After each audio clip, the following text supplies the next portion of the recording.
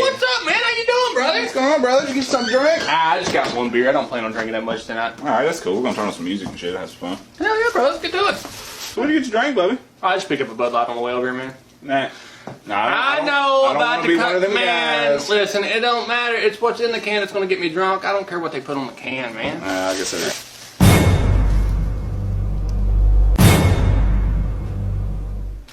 What the is that? What? Bubba, Don't lie to me. I did not paint my nails, bro. I swear to God, I did not paint my nails. There's no way that you didn't paint your nails. I didn't paint my nails, man. Why would I paint my nails? Why would I do that? It's the Budlight. I mean, man, if you're like that. No, it's the Budlight. All right? You don't believe me? Here, take a drink. Go ahead. Take a drink. Take a big sip. Take a drink. All right, I will. Go ahead. I will. I'm gonna watch you. You better swallow it. Budlight make you feel any kind of way yet, man? No, I feel all right.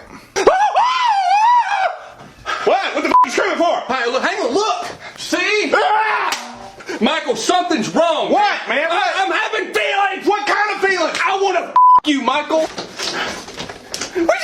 Where's he going? Where the f*** is he going? How has it come to this? What is going on, everybody? Wired here. I hope you guys are all having an excellent, wonderful day. And again, I am once again back to bring you more news of the ever-evolving story that is the Budlight boycott. Now, as I did a video a couple days ago with the CEO of Budlight disavowing Dylan Mulvaney as their stock tanks 27% in cans and bottle sales, as Miller and Coors Light are both equally up another 13% from consumers switching brands. And now that they are getting pushback from gay bars or LGBTQIAXYZ safe spaces for now disavowing Mulvaney and saying that it was not actually an ad campaign, I actually stumbled across this very fascinating article. That Bud Light ads showing men dressing as women to secretly enter ladies' pool contest resurfaces amid firestorm over Dylan Mulvaney tie-up. Now, this is from quite a while ago. This is back, I think, 1994, 1995. I'm going to play the clip for you in a second here. Back when, you know, you could actually poke fun at these protected classes and whatnot, and when this, I'm sure Bud Light never, ever envisioned at the time they would go as woke as they possibly have. But it's 2023, and here we are. So, and as you can see right here, I would play the video for you off of this. I actually found it again over on Benny Johnson's Twitter. Whoop, it's already playing. Let me reset that here. We're going to get into that in a second. But the video is unavailable, so I don't know if it was taken down or whatnot. Apparently, there are 3 of these ads. I was only able to locate one of them. But gist of it is, an old Bud Light commercial has surfaced online, providing a different angle to the intense debate around the beer company's recent partnership with trans influencer Dylan Mulvaney. And yeah, it's true what they say. The internet is forever. What you put up on there, people can clip, people can take down. You know, they will have it forever. Be very careful what you post. But I'm sure back in 1994, Bud Light probably never envisioned that they would go this woke and destroy their entire brand over trying to pander to like 0.04% of the population. My decimal might be off there. Maybe it's 0.4. Either way, you know, very, very minority. But the 1994 advert shows a group of men wearing wigs and dresses participating in the bar's ladies' pools final event tournament. 2 of the men dressed as women eventually make it to the final as they vie to win the first prize, Bud Light. The resurfacing of the ad comes amid a row over controversial trans influencer Dylan Mulvaney's partnership with America's most popular beer brand, something that the company did come out on Friday and they have denounced. Mulvaney's involvement in the beer brand has been fiercely contested in recent weeks, with Bud Light's parent company Anheuser-Busch falling heavily in value in the backlash, which, you know, if you actually talk to them, they say they haven't actually fallen. They say, oh, we're only down about 1%, just quarterly earnings, blah, blah, blah. But as I've said, those quarterly earnings don't actually take into account, you know, the whole April fiasco, as I would believe anyway. You know, it's too soon to tell yet. But they're definitely suffering from this, so I'm going to play this here for you really quick. I'm going to have to mute the beginning because it's got some music in it. I don't want to get copyright striked because that will definitely happen.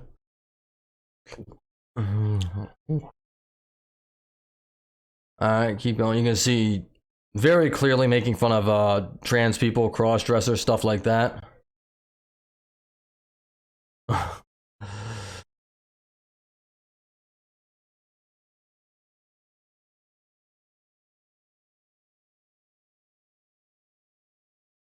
And if you want to see the clipping in its entirety, I found this on Benny Johnson's Twitter account.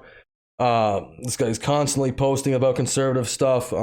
Great creator, great influencer. I would recommend giving him a follow, a like. I will leave a link in the description of the video. But yeah, it's just fascinating to see how things have shifted from 1994 or 1995 here, where we could actually poke fun at these sorts of people. We could actually, have some levity, and there was actually a whole thing about, not everything was so serious. Not everything was so about identity politics. It's even weird to even go back to this time. I was a little kid back then. I would not have remembered this ad. And obviously, Budlight, Budweiser's had much, much more successful ad campaigns than this. It's just funny to see in a 27, 28 year period, how much this company has shifted into these woke identity politics. And maybe even more so, how much our society has actually shifted into these woke identity politics, where now we can't even figure out up from down. Women's locker rooms are invaded. We have men playing in women's sports. We can't figure out what bathrooms to use. It's truly astounding, really is. So in the recently resurfaced 30-second commercial, a man with a thick black beard is seen wearing a blonde wig. We just saw that. Man proceeds to run the table, pocketing ball after ball and knocking one woman out of the way to make room for his shot. He then lets out a falsetto giggle in celebration. These guys are good, one of the women spectators complain. Who are you calling guys? One of the men screeches indignantly in a high-pitched voice, flanked by two others also dressed in wigs, dresses, and what appears to be breast implants. Again, we used to be able to at least parody these situations back in the day. There used to be room for that. Now it's like, you can't make jokes about anybody because everyone's a protected class, and you gotta be very careful what you say. You're gonna be canceled. It looks like you're in the finals, ma'am, which is a referee in the white shirt says. Defending ladies pool championship. You're defending ladies pool championship, and the other guy says, yes, I am. All this in the wake of, the Mulvaney thing. Resurfacing the 1990s ad comes after Bud Light began a partnership with trans social media star Dylan Mulvaney, as we all know. It is understood the beer brand wanted to shed its frat party image, which was by Alyssa Heinerschneid, who has since forth been let go for her terrible marketing decisions. But hey, if I lost a company, billions of dollars, I would expect I would get canned too. Maybe I don't really understand what I'm doing. Maybe your college degree really didn't pan out. No offense, it just doesn't really seem like it did. Bud Light started the partnership with Mulvaney by sending the influencer who began transitioning from male to female in 2021. And I want to put an asterisk there. That actually has not happened yet. I think Dylan Mulvaney is parodying women. I don't think actually they are trans. I think they're playing a part. They have not had top surgery, not had bottom surgery. I'm actually not super opposed, to, people wanting to live their best lives or anything like that. I just don't think Dylan Mulvaney is the correct spokesperson for it. I don't think it should be shoved down their throats. I think identity politics should keep its way out of companies, especially something like a beer brand or a clothes company, who really don't have any real business being involved in it. Customs cans featuring her face, we all know, but the intense debate started to heat up in the Bud Light, and we know all that already. Conservative personalities such as Kid Rock, who filmed himself shooting several cases of best-selling beer in defiance, have accused the brand of veering to the progressive left. He is definitely not the only one. There's definitely been a ton of people doing that. Others have taken credit for the drop in manufacturer Anheuser-Busch's market value, while others have aired their disapproval of Mulvaney being the new face of the brand on social media. Which, hey, I would say anybody who was a regular Bud Light drinker and has since stopped purchasing the product, good for you. You are the true heroes of this story. There has to be pushback against these companies. There really does. They say about 83% of the marketing space is actually taken up by people marketing towards women, but I would say probably a beer company like Anheuser-Busch is one of the few spaces that probably does predominantly try to market towards men. And so I think they have, just really messed up on this one. And I hope they enjoy their failure.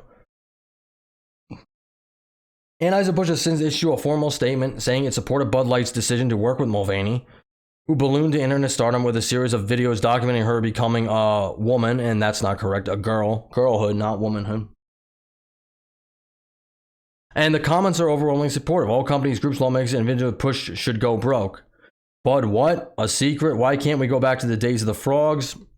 And if you go down here, Let's see here if I can actually figure out how to work Twitter. This commercial is far more constructive than the Dylan one suggests ulterior motives might be at play.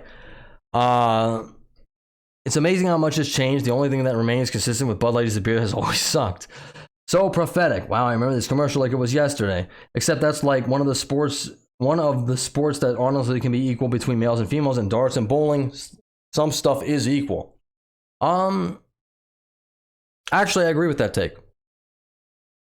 I think most sports should be segregated, but I would agree. Yeah, pool, bowling, yeah, pool, bowling, darts. I would say that's all. I would say that's all equal. I would say that's one of the few things I think men and women can do. Yeah, definitely equally. So that's totally fine. It's just fascinating, really, for me to see how far this company has fell and what they were willing to actually parody back in the day to what they're willing to accept now. And I think that there's not a pushback on this. Like I say, I do this mainly because I worry about my daughter. And she's 7 years old. She's, just entered school not too long ago. She's in the public school system. And I've had no bad experiences so far, but, as Libs of TikTok has shown us, there are just crazy people out there who do want to indoctrinate your children. I don't say that as a scare tactic. I say that because that's a reality. How much of a reality of it is, I don't know. I would hope it's very, very minimal, but it seems like teachers all over the place crop up with this stuff, and that's what I worry about. I want my daughter to be safe in locker rooms, in bathrooms. If she does sports, and all that stuff. Suffragists 100 years ago fought for women's rights. They'd be spinning in their graves right now. Anyway, that's all I got. Leave a like on the video. Subscribe to the channel if you wouldn't mind. It really helps out the algorithm because YouTube is, at the moment, I believe, trying to shadow ban me because I'm talking so much about this. But I'm not going to stop talking about it, whether I get 100 views or 1 million views. It doesn't matter to me. I think people need to have this information out there. People need to push back against this woke nonsense. And again, I'm not trying to be transphobic. I just think there needs to be safe spaces for women, and I don't think companies should be getting involved in woke identity politics. But again, that's all I got. Thank you for listening this long if you have, and I will catch you all in the next one. Later.